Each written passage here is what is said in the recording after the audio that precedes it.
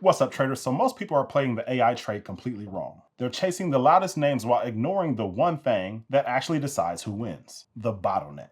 The scarce part of the entire system that everybody needs, but nobody can make enough of. And right now, the scarcity is printing some of the most insane numbers that I've ever seen on a balance sheet. One of the 4 companies that I'm about to show you just posted 84.9% gross margins. Another one grew an entire business line by 199% just in 1 year. And these are not lottery tickets, these are the choke points of the entire AI buildout. So here's what we're going to do. Number 1, I'm going to break down the 4 AI bottlenecks in the supply chain, the 4 places where the pricing power actually lives. Number 2, I'm going to give you the real just reported numbers of the 4 stocks that own those bottlenecks. And number 3, at the end, I will pull up the technicals and show you which ones are currently in the best position to win as we speak. Now, if you're new to the channel, my name is Rashad. I am a full-time options trader and I bring in the bulk of my income via the stock market. So if you do me a huge favor, go ahead, smash that like button. And do remember that this is not financial advice, nor is it a recommendation to buy, sell, or hold any equities or options contracts. All trading comes with risk and results may vary. Now, y'all know that I start my videos with a word from God that has to deal with money, wealth building, or business.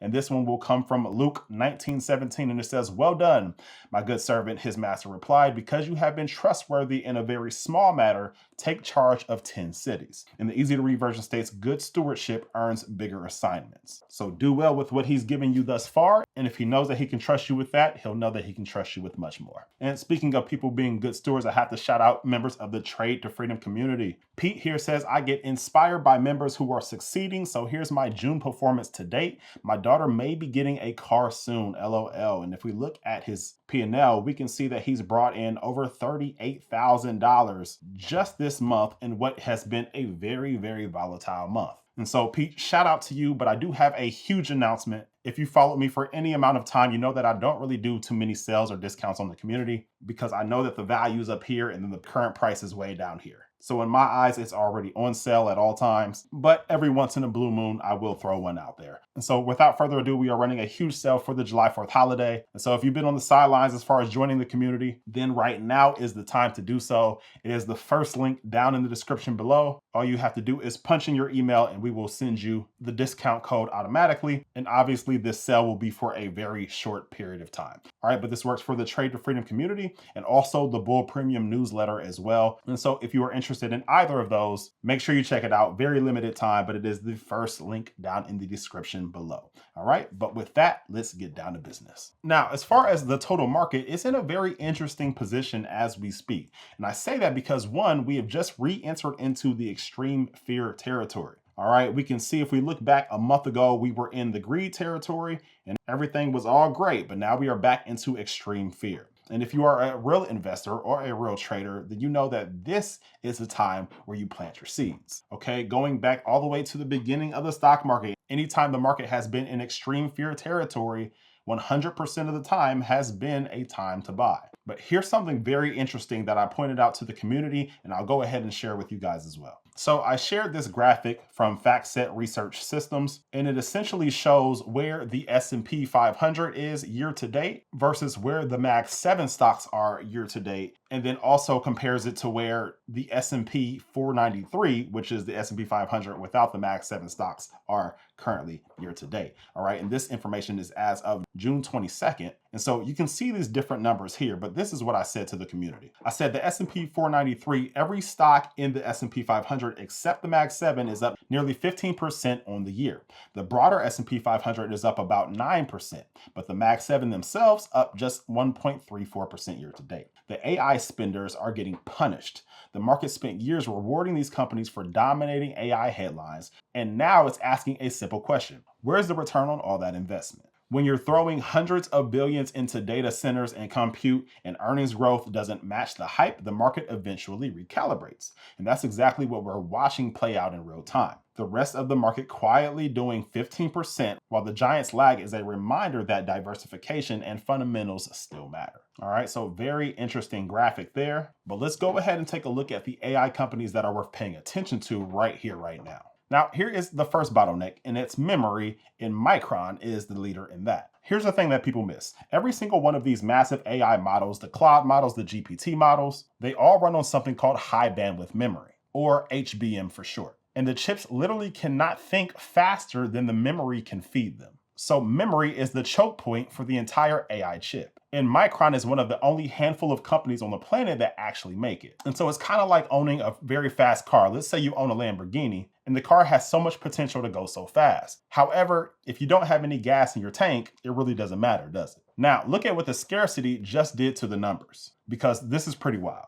We have revenue at $41.5 billion, and that's a 346% year-over-year growth. All right, let me say that one more time, 346%. We've got gross margins at 84.9%, and that is a company record. And like I said at the top, this is not a normal hardware number. For every dollar of memory they sold, almost 85 cents of that went straight to their profit. And that, especially for hardware, only happens when you have something that not too many other people can supply. All right, earnings per share were $25.11, which is up 106% just from the prior quarter. And so the earnings basically doubled in about 3 months. And here is by far my favorite one, the fourth box. So roughly $100 billion in revenue already locked in. So Micron has signed 16 long-term customer agreements where the customers commit to buy at set prices, and it's for years. So this isn't just some flash in the pan. The demand is contracted. Like, we don't have to worry about, hey, what will they do in the future? We already kind of know. And so that is the memory bottleneck.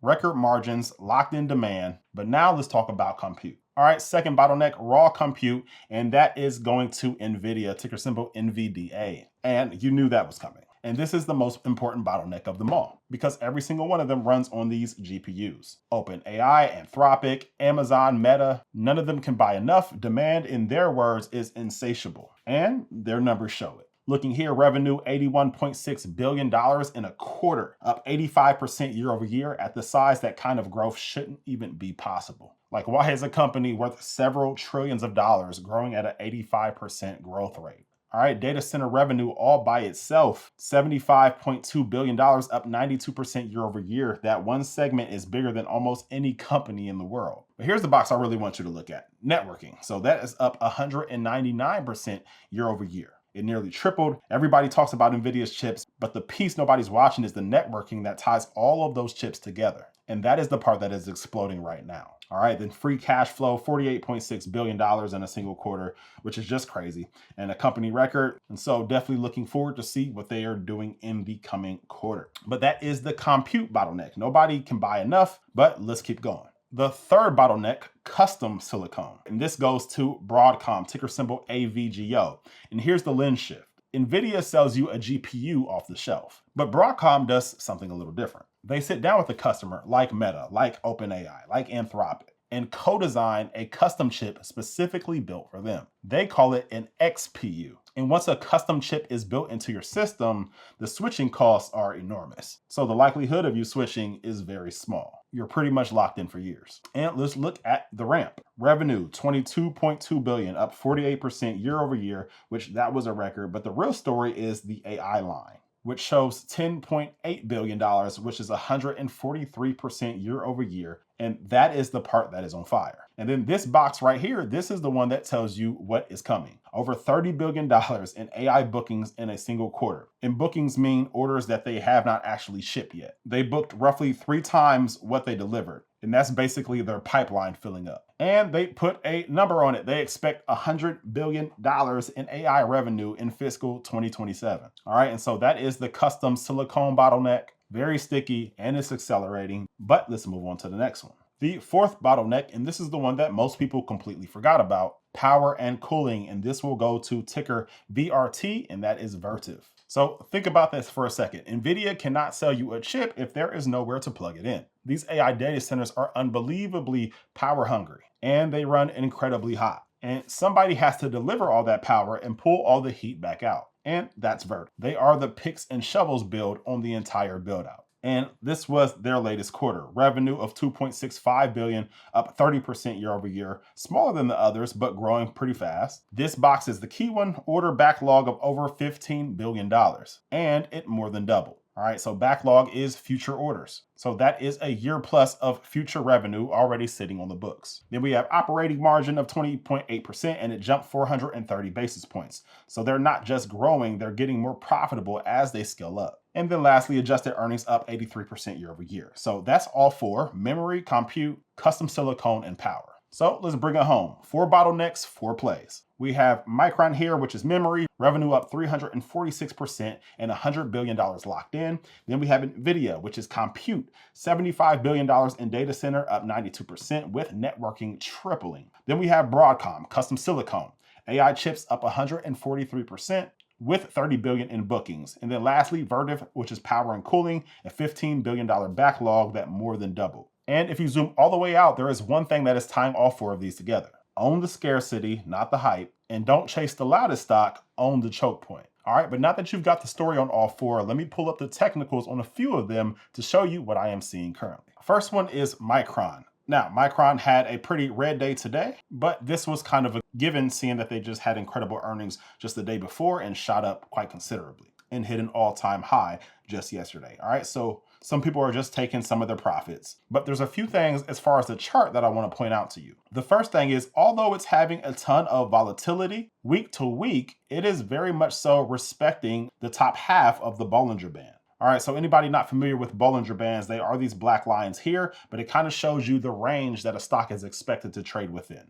All right, and so the middle line is the 20-day moving average, and the top line is 1 standard deviation above that, and then the bottom line is 1 standard deviation below that. But if you notice with this trend, it really doesn't go below that middle line very often. And the last time it did was all the way back here on April 7th. But since April 7th, it's been respecting that line, all right? Every time it has touched it, it has bounced back up not too long after. Now, outside of that, there are other support levels that I see as well. So let me go ahead and just turn off the Bollinger Band so it's more easy to see. But any big round number will always be some form of at least short-term level of support or resistance. And so if we come over here, if I draw this line out for you simply, this $1,000 level is going to be a level of support, at least for a short-term period. And you can see previously it was resistance and it came up and hit it and it bounced back down. But round numbers are always a psychological level of support or resistance. All right, there's people in the background saying, hey, if Micron drops down to $1,000, I'm going to buy shares. All right, just like there are probably people who actually own the shares who said, hey, at $1,200 right around here, I'm going to sell my shares. All right, anytime you get those nice round numbers, they are levels of support or resistance. And so we have 1,000 right here for Micron, but after that, and I'm sorry, I was saying 1,000, but that is actually 1,100 right there. And then right after that, we do have 1,000, which we can clearly see right here, where that was resistance for some time, and then it became support. And then we have a very strong level of support right here at $800 because also the 50-day moving average is there as well. All right, so that's Micron. And then next, I'm going to show you Vertiv. And then lastly, I'll end with both NVIDIA and Broadcom, as those two might currently be showing the best setup. All right, so let's go ahead to Vertiv. All right, so we can see Vertiv has just recently dropped under its 50-day moving average and has also crossed down to the bottom half of the Bollinger Band. Now, its next level of support is pretty easy to see. So let me go ahead and remove these Bollinger Bands and this moving average so it's easier to see. But if I go ahead and draw this out for you, it's very clear that this $270 to $280 area is definitely going to be the next level of support. Okay, so right there, and as always, old levels of resistance, which we can see was resistance back then. It hit it and bounced down, hit it, bounced down for a while before it finally broke above. And ever since it broke above that level, it has been a level of support. All right, so this 260 to 280 area is probably going to be support for Vertiv. But now let's go ahead and check out Broadcom. All right, now this is what I like to see. I like to see a pullback. All right, most people want to get into trades when the stock is already near all-time highs and they've missed the majority of the run, but I'm fine with using my patience and waiting for a better setup. And so we can see that the all-time high was back here on June 3rd, so actually a little less than a month ago, and it hit $495. And now today it is down to $364. But what I like here is that it's right at the 200-day moving average, right? This blue line is the 200-day moving average. And what I want to see from here is, will it respect that level? All right, the 200-day moving average is usually a pretty strong level. And if we look at the stochastic here, now this is the daily stochastic, but we can see it's gone into the oversold area. And so the sellers might be starting to run out. And there is a possibility we could see some buyers stepping in here very shortly. But if I go ahead and I remove these indicators so you can see better, Well, like we just talked about, if that 200-day moving average breaks, then typically old resistance becomes new support. And we can clearly, easily see where the old resistance was for Broadcom. So if we go ahead and draw this out, we can see that this roughly, let's say, $350 area was past resistance for Broadcom. And so we could see this drop down to about this $350 level if it were to break the 200-day moving average, which they're pretty close in price. And so I can easily say that Broadcom does have some very near-term support standing by just in case it were to drop to those levels. Now, for me, this is definitely a stock that I would like to purchase some leaps on. Now, for me, I like to use the weekly stochastic in order to look for leaps. And so I would turn these candles back over to weekly. Now, looking at the weekly stochastic, we can see it is still pointing in a downwards direction, but it is getting close to the oversold area. And so I will be keeping an eye on Broadcom for a new leaps. However, at the prices that they are currently, I am fine with selling puts and selling put credit spreads while I wait for the stochastic to reverse and move back up. All right, and so that is Broadcom, but last but not least, let's take a look at NVIDIA. Now, look at this. We have a very similar story for NVIDIA that we have for Broadcom. All right, it peaked on May 14th at a high of $236. And since then, it's pretty much been in a recent downturn. Okay, so now we're at $192 today. And we can see, again, it is right near that 200-day moving average. All right, now if I go ahead and remove these indicators so we can better see again. Now, it's currently at a level of support right here at about 190. But after that, we can see that 180 here is a level of support. And so that will be a good level of support. And if things get really rough, then we are right here at about 170 for its next level of support. All right. But again, right now it is at a level of support as well, which is 190. All right. That's old resistance. And so it should become new support. All right. And looking at the daily stochastic, we can see it's in the oversold area, but let's go ahead and take a look at the weekly. So basically the same thing as Broadcom, coming down really nicely. And if it can catch some support right here, then we may begin to see this stochastic reverse. And that is when I will enter into more leaps. But until then, I am fine with selling puts and put credit spreads to take advantage. All right, guys, but let me know down in the comments below if you guys are trading any of these 4 stocks. What do you think about them? And then also remember to take advantage of this very limited time July 4th sale to come join us, to come trade with me in Trade to Freedom. This sale will be gone very soon. So hopefully by the time you see this video, it is still running. But I would love to be a very small part of making the rest of 2026 a great success. All right, but I'll see you guys on the next one. Peace.